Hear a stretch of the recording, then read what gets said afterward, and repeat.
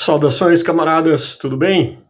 Hoje nós estamos aqui para fazer um vídeo sobre uma matéria que saiu recentemente, essa semana, no site da BBC, cujo título é "Redução forte no consumo de carne equivale a retirar 8 milhões de carros nas ruas do Reino Unido".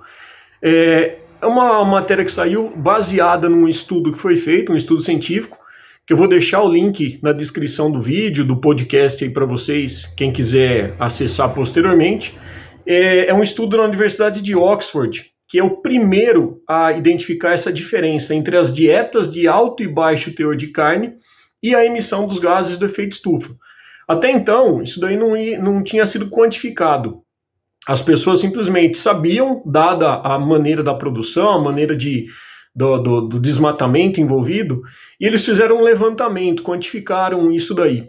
Isso foi feito através de um projeto chamado Livestock Environment and People, que entrevistou 55 mil pessoas. E essas pessoas elas foram divididas em grupos. Aqueles que comiam bastante carne, que correspondia aí ao consumo diário de 100 gramas, equivalente a um hambúrguer, mais ou menos. Pessoas que comiam pouca carne, que corresponderia aí a metade desse consumo, 50 gramas, aproximadamente 2 salsichas. As pessoas que comiam apenas peixes, os vegetarianos e os veganos. Então foram divididos aí nesses 5 grupos. Nesse estudo, então, ele foi publicado na revista científica Nature Food, mostrou o seguinte, eu vou ler aqui para vocês. A dieta de alguém que come muita carne, ou seja, até 100 gramas diariamente, produz uma média de 10,24 quilos por dia de gases de efeito estufa, que é o gás, obviamente, os gases que causam o aquecimento global. Um dos gases aí, principalmente, que a gente ouve falar bastante, é o gás carbônico. Já uma pessoa que come pouca carne produz uma quantidade que é a metade disso, 5,37 quilos por dia. As dietas veganas, o valor é reduzido pela metade, ou seja, 2,47 quilos por dia dos gases do aquecimento global. É a primeira, como eu falei, é a primeira a examinar o impacto detalhado da alimentação com outras medidas ambientais, ou seja, eles avaliaram também o uso da terra, o uso da água, a poluição da água e a perda das espécies, que geralmente são causadas, obviamente, pela perda do habitat, pela expansão dessas monoculturas, dessa agricultura. Corroborando com esse estudo, tem um outro estudo também citado na matéria, que eu também vou deixar o link disponível para vocês, que também foi publicado na Nature Food, só que em 2021, que conclui que a produção dos alimentos foi responsável por 1/3 de todas as emissões globais de gases do efeito estufa. Padula, mas aí você está falando do Reino Unido. Será que dá para a gente projetar isso para o Brasil? Dá e muito. A gente sabe muito bem que, principalmente no Brasil, o avanço que nós temos das monoculturas, o desmatamento, que por sua vez está atrelado diretamente com os incêndios criminosos. A gente lembra, sempre é bom a gente reforçar isso, a gente lembra o que aconteceu, por exemplo, no Pantanal, se não me falha a memória, 2019, 2020 também, quando ficou escuro aqui na região sudeste, principalmente, durante o dia, no final da tarde, meio da tarde, melhor dizendo, a gente percebe que o desmatamento nessas áreas, ele é atrelado diretamente com os incêndios criminosos ligados a esses latifúndios, e obviamente nós estamos falando que as queimadas, à medida que elas são geradas, esses incêndios criminosos, à medida que eles são gerados, significa que o gás carbônico que está sendo emitido na queima dessas plantas, dessas árvores, dessas florestas, são gases que foram capturados durante toda a vida dessa planta. Então a gente está tendo isso daí liberado de uma única vez.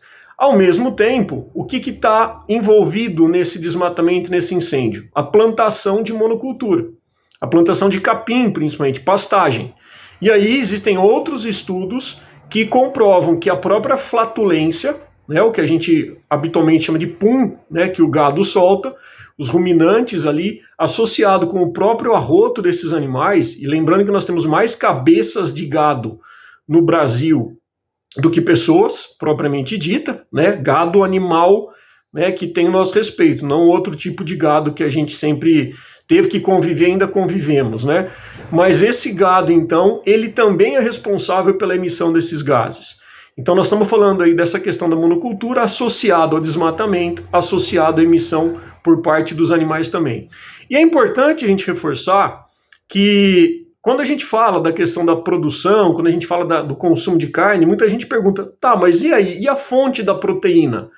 Isso daí é um mito que foi criado, tem até um livro muito bacana chamado A Política Sexual da Carne, acho que eu já citei ele em alguns vídeos anteriores, e que mostra um pouco, né, como que foi atrelada essa ideia do consumo de carne com a masculinidade, né, porque até então, quando você não tinha fonte de proteína, para os soldados, principalmente, eram apenas os homens da casa que comiam carne, então aquilo representava o símbolo da masculinidade, além de que você objetifica, né, o animal, você acaba transformando ele numa peça de carne, numa peça simplesmente ali que você não vê aquilo como um ser vivo. E existem outras fontes, obviamente, né? Os vegetais aí são riquíssimos em proteínas, então é uma situação que a gente precisa desmistificar. E obviamente no Brasil isso ainda é muito enraizado por conta da bancada ruralista, né, que lucra com o desmatamento, que lucra com a expansão do agronegócio, que lucra com os inseticidas, com os agrotóxicos. Então é isso que a gente precisa também compreender.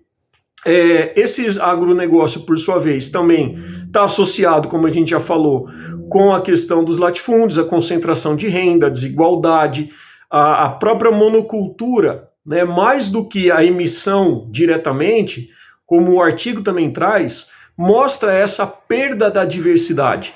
E não é apenas a perda de diversidade quando a gente fala em flora e fauna especificamente. Nós estamos falando também de uma perda da diversidade alimentar. Uma vez que a gente homogeneiza essa plantação, uma vez que as sementes crioulas tão importantes para a diversidade, para o respeito a cada um dos biomas, para o respeito a cada um dos ambientes, né? Cada lugar, cada ecossistema vai ter a sua melhor desenvoltura, ocorre uma perda dessa diversidade. E automaticamente a concentração das sementes acaba sendo então monopolizada pelas grandes corporações. E óbvio que quando a gente fala também nessas monoculturas, nós não podemos esquecer mais uma vez de reforçar e falar sobre a questão dos agrotóxicos. A gente viu recentemente aí mais de 100 milhões de abelhas que foram então dizimadas aí pelo uso do fipronil, que é um dos agrotóxicos, né, um dos inseticidas aí usados como uma pulverização aérea, que acabam atingindo esses insetos, importantes polinizadores que afetam significativamente aí a própria produção dos vegetais, a produção de alimento de verdade. E óbvio também, como a gente já comentou, quem não viu assistam os vídeos anteriores, a questão do surgimento das pandemias, das doenças que a gente tem por conta da perda da barreira natural. E aí, obviamente, tudo isso se torna insustentável. É importante, e eu vou reforçar aqui também falando para vocês, não podemos esquecer, não podemos simplesmente relevar a importância do agronegócio, dos ruralistas financiados pelas grandes corporações.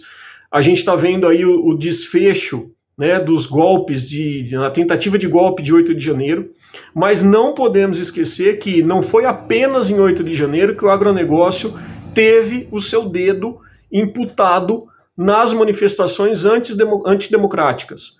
Em 2016, durante o impeachment da presidenta Dilma, isso também aconteceu, e, se a gente voltar ainda mais, no período da ditadura militar, em 64, o golpe também foi financiado pelo agronegócio. Então, é uma coisa importante que a gente precisa deixar bastante claro e jamais esquecer, tá? E como que a gente, então, pode fazer, se nós estamos falando na questão do consumo de carne, como que a gente pode fazer para reduzir esse impacto? Tudo isso passa por uma questão, obviamente, de conscientização. Primeiro, informação. A gente precisa entender que, poxa, eu não preciso de carne para consumir. Ah, Padula, mas eu não consigo uma mudança muito radical. Vamos por etapas, né? Então esse é um primeiro momento. Segundo momento é entender que aquela carne, até então, a gente está aí avançando com a ciência para produzir essa carne em laboratório, né, que não envolveria, obviamente, a questão da mortalidade, da criação em massa de animais, mas até então a carne que você come é de um ser vivo, de um animal que tem sentimento. Isso não é o Padula, que é vegetariano, que está falando, isso a ciência prova. São animais que têm capacidade de sentir dor, de sentir medo, de sentir tristeza. É o que nós chamamos de senciência animal. Outra coisa importante, é fundamental também a gente entender que o consumo de carne está atrelado diretamente com a questão de doenças. Não estou falando simplesmente de colesterol elevado, não estou falando do excesso de gordura, a gente está falando de substratos que são utilizados durante a alimentação desses animais confinados, à base de antibióticos, à base de fungicidas, à base de ração transgênica, né, que usam aí agrotóxicos dos mais diferentes tipos que acabam refletindo no topo da cadeia, né, que somos nós, por exemplo. Então tudo isso também prejudica a nossa saúde. Os casos de câncer, os casos de Alzheimer, de Parkinson, que cada vez mais, infelizmente, estão recorrentes, têm uma relação direta, conforme a gente já falou, e eu vou falar novamente em vídeos futuros, com o uso dessas substâncias, seja tanto na produção das monoculturas quanto desses animais. E, obviamente, a gente não pode esquecer que é uma questão de conscientização para a questão ambiental. A gente não pode pensar simplesmente, então eu vou parar. A gente está falando em sustentabilidade. Nós estamos falando numa questão de preservar o ambiente, a gente não precisa mais desmatar. 40%, por exemplo, das terras agricultáveis no Brasil, elas estão desocupadas, então não tem mais um motivo da gente falar, não, precisamos desmatar para produzir. Não precisa, né? E mais do que isso, a gente pode reduzir, obviamente, essa taxa de desmatamento, podemos contribuir com a atitude individual nossa para a questão ambiental e, obviamente, isso vai exigir uma conscientização maior, tá? Por fim, hoje, 26 de julho, né, há 70 anos, eu queria deixar aqui registrado que começava, né, germinava aí a semente da Revolução Cubana. Cuba, por exemplo, que é um país soberano, com todos os embargos que sofrem, com todas as sanções.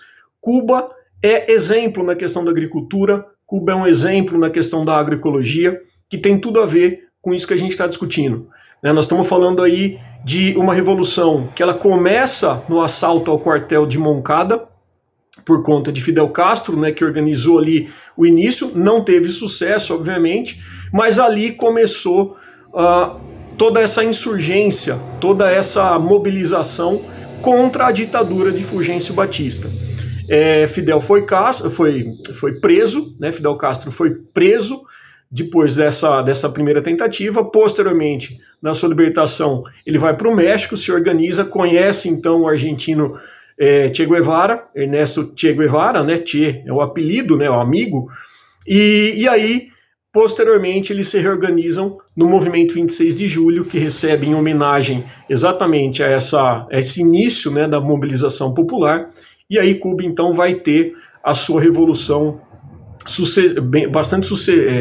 com bastante sucesso, né? Ela foi bastante conquistada aí com muito esforço, com muito sangue, com muita determinação e principalmente por determinação do povo cubano, que até hoje é apoiador, está ao lado dos revolucionários, e Cuba é um exemplo de que isso é possível de acontecer. E o que Cuba faz hoje, com todos os embargos, com todas as sanções, com todas as crises ocasionadas pelo imperialismo estadunidense principalmente, Cuba mostra que mesmo assim é possível um regime socialista.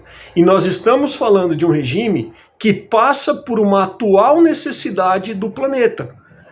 A ideia do consumismo, a ideia dos meios de produção, de exploração do ambiente, que nós estamos falando aqui, que esse artigo trouxe para nós discutirmos sobre a emissão dos gases do efeito estufa, não adianta a gente simplesmente falar, não, vamos parar de queimar combustível fóssil. É um caminho importante? Sim, com certeza. Precisamos de uma transição energética para ontem? Precisamos. Mas a gente precisa rever também a maneira como nós estamos explorando o planeta, porque é insustentável. E, gostem ou não, tudo isso passa por uma transição de um sistema, e esse sistema é o ecossocialismo. Então é isso, eu queria deixar registrado aqui, para a gente estar falando mais para frente sobre o ecossocialismo. Eu queria deixar registrado para vocês aí esse estudo, né, que faz a gente refletir, e reflitam, né, pensem um pouquinho, revejam a maneira de consumo de carne, porque a contribuição não vai ser apenas para o planeta, a contribuição vai ser também para os animais, obviamente, e acima de tudo para a sua saúde. Tá bom? Espero que vocês tenham gostado. Quem gostou aí, compartilha, dá o like, comenta, dá uma força, vamos fazer essas informações chegarem. E viva Cuba, viva o povo cubano, viva o socialismo. Hasta la vitória sempre, camarada.